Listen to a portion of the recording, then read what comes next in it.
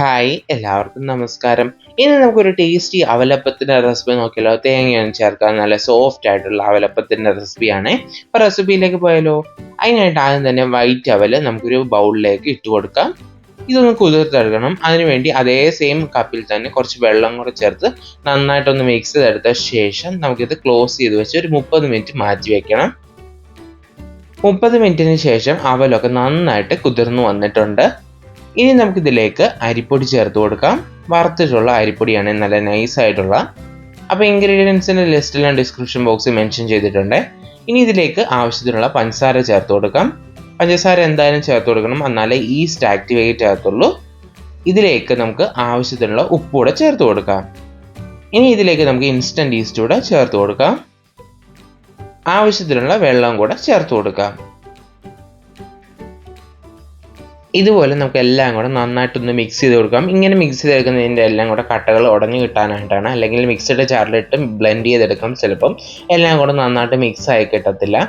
ഇനി നമുക്കൊരു മിക്സഡ് ജാറിലേക്ക് കുറച്ചുകൂടെ വെള്ളം ഒഴിച്ച് കൊടുക്കാം. അതിന് ശേഷം നമുക്കിത് മിക്സ് ചെയ്തതെല്ലാം കൂടെ ഇതിലേക്ക് ഇട്ട് കൊടുക്കാം.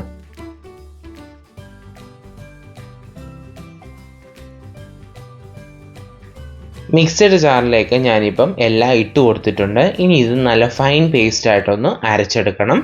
അരച്ചെടുത്ത ശേഷം നമുക്കൊരു ബൗളിലേക്ക് ഒഴിച്ചു കൊടുക്കാം. ഇനി നമുക്ക് നന്നായിട്ടൊന്ന് മിക്സ് ചെയ്ത് കൊടുക്കണം. അപ്പോൾ ഇതുപോലെ നല്ല സ്മൂത്ത് ആയിട്ടുള്ള ബാറ്റർ ആയിരിക്കണം. ഒട്ടും തരി ഉണ്ടാകരുത്. അവലൊക്കെ നല്ല ഫൈനായിട്ട് തന്നെ അരഞ്ഞു കിട്ടണം.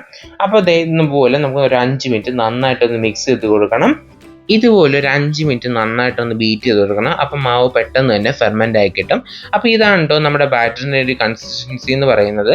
ഈ ഒരു കൺസിസ്റ്റൻസി ആയിരിക്കണം. ഇനി നമുക്കിത് അടച്ചു വെച്ച ശേഷം ഒരു 3 മണിക്കൂർ ഇത് ഫെർമെൻ്റ് ചെയ്യാനായിട്ട് മാറ്റി വയ്ക്കാം. അപ്പോൾ നമ്മുടെ ബാറ്ററി ഇപ്പം നന്നായിട്ട് ഫെർമെൻ്റ് ആയി വന്നിട്ടുണ്ട്. ഇനി നമുക്കിതൊന്ന് മിക്സ് ചെയ്ത് കൊടുക്കാം. ഓവറായിട്ട് മിക്സ് ചെയ്ത് ആ മാവിൻ്റെ ടെക്സ്ചർ കളയരുത്. അതുകൊണ്ട് തന്നെ വളരെ സോഫ്റ്റ് ആയിട്ടൊന്ന് മിക്സ് ചെയ്തെടുക്കുക. അപ്പോൾ ഫെർമെൻ്റ് ആയപ്പോൾ കുറച്ചുകൂടെ തിക്കായിട്ടുണ്ട്. അപ്പോൾ ആ ഒരു രീതിയിൽ നമുക്ക് മിക്സ് ചെയ്ത് വെക്കണം. അപ്പോൾ ഇനി നമുക്കൊരു ചൂടായിരിക്കുന്ന പാനിലേക്ക് നമുക്ക് ഒരു തവി മാവ് ഒഴിച്ച് നമുക്കിതൊന്ന് ചുട്ടെടുക്കാം. നന്നായിട്ട് പാൻ ചൂടായിരിക്കണം, എന്നാലാണ് ഇതുപോലെ നന്നായിട്ട് ഹോൾസ് വരത്തുള്ളൂ. ഹോൾസ് വന്ന ശേഷം മാത്രം ഇത് മൂടി വെച്ച് കുക്ക് ചെയ്തെടുക്കാം. അപ്പോൾ ഇതുപോലെ നന്നായിട്ട് ഹോൾസ് വന്നിട്ടുണ്ട്. ഇനി ഇത് ലോ ഫ്ലെയിമിൽ ഒന്ന് അടച്ചു വെച്ച് കുക്ക് ചെയ്തെടുക്കണം. അപ്പോൾ ഇപ്പോൾ അപ്പം നന്നായിട്ട് കുക്കായി വന്നിട്ടുണ്ട്. ഇനി നമുക്ക് പാനിൽ നിന്ന് എടുക്കാം. അപ്പോൾ നല്ല സോഫ്റ്റും ടേസ്റ്റി ആയിട്ടുള്ള അവലപ്പം കേട്ടോ. അപ്പോൾ എല്ലാവരും ഇതൊന്ന് ട്രൈ ചെയ്ത് നോക്കണേ. ഞാനിവിടെ മുട്ടക്കറിയുടെ ഒപ്പമാണ് ഈ അവലപ്പം സെർവ് ചെയ്യുന്നത്. അപ്പോൾ എല്ലാവരും ട്രൈ ചെയ്ത് നോക്കുക. അതിനുശേഷം ഫീഡ്ബാക്ക് തരാനായിട്ട് മറക്കരുത്. നെക്സ്റ്റ് റെസിപ്പിയായി വീണ്ടും കാണാം. Thanks for watching.